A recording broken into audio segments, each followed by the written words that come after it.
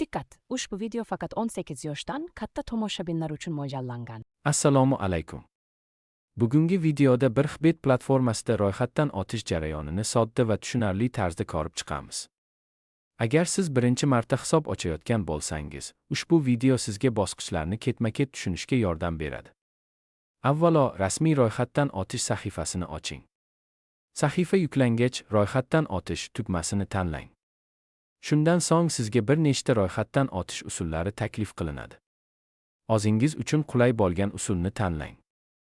Keyingi bosqichda mamlakat va valyuta ma'lumotlarini tekshiring. So'ngra faol foydalanadigan telefon raqamingiz yoki elektron pochta manzilingizni kiriting. Hisob xavfsizligi uchun murakkab va eslab qolish oson bo'lgan parol yarating. Ro'yxatdan o'tish formasida promo kod degan maydonni ko'rasiz. Shu joyga bir Xbet Pro promo kodini kiriting.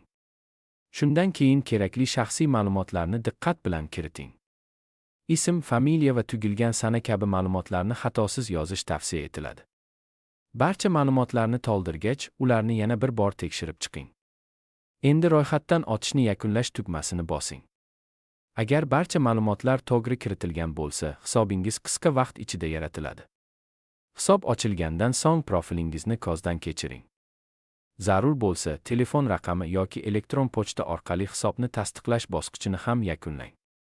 Platforma tomonidan qo'shimcha tasdiqlash talab qilinsa, ekranda ko'rsatilgan ko'rsatmalarga amal qiling.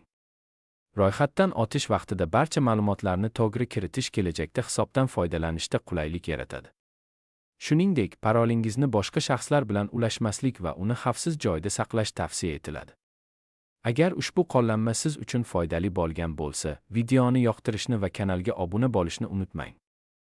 Kanalimizda shunga o'xshash sodda va bosqichma-bosqich qo'llanmalar muntazam joylab boriladi.